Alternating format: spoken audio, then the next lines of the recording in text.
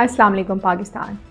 आज इस मुल्क की आला अदलिया ने इस मुल्क में इंसानी हकूक़ का जनाजा पढ़ा दिया है। मैं थोड़े से आपको डिटेल बताऊंगी कि जब मिलिट्री ट्रायल का फ़ैसला आया था, सुप्रीम कोर्ट ने मिलिट्री ट्रायल्स को कलअदम करार दिया था, तो हम पेशावर हाई कोर्ट गए थे।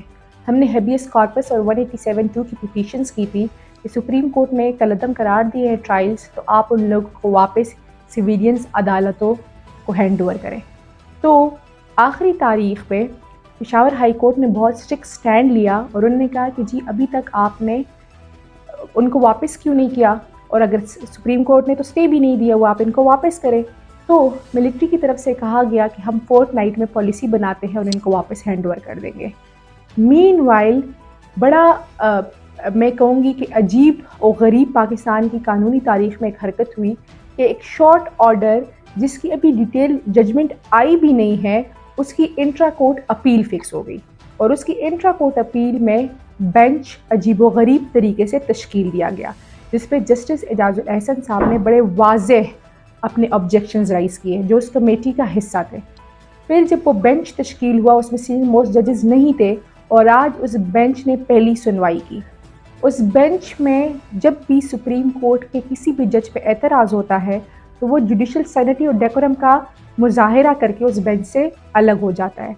लेकिन चूंकि ये एक मखसूस एजेंडे पे थे, तो आज उन्होंने वो डेकोरम और सैनिटी का भी मुजाहिरा नहीं किया और अपनी इज़्ज़त नफ्स को बलाए ताक रख के उस बेंच में बैठे रहे वो जज हजरात, और उन्होंने वो केस सुना और आज उन्होंने मिलिट्री ट्रायल को दोबारा से रिस्टोर करा दिया 5-1 के तनासब से। तो अगर इस हवाले से हम देखें तो पिछले ट्रायल को जिन 5 हज़रात जजेस ने सेट असाइड किया था, तो अब 6 जजेस सुप्रीम कोर्ट के इस फैसले के ख़िलाफ़ है जो मिलिट्री ट्रायल नहीं करवाना चाहते सिविलियंस का, और 5 इसके हक़ में हैं।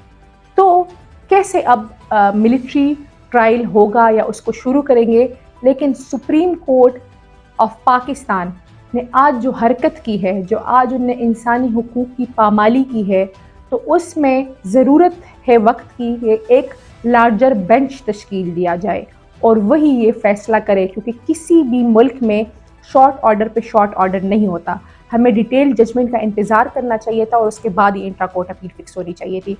अब अगर इंट्रा कोर्ट अपील फ़िक्स भी हो गई है तो बेंच को फुल बेंच होना चाहिए था, लेकिन आइन की ये जो धज्जियाँ उड़ाई जा रही है, कानून की को जो पामाल किया जा रहा है, तो इससे बेहतर है कि मार्शल लॉ लगा दी जाए और इंशाल्लाह आने वाले दिनों में हम इसकी भरपूर मजम्मत भी करेंगे और इस पे भरपूर मुज़ाहमत भी करेंगे।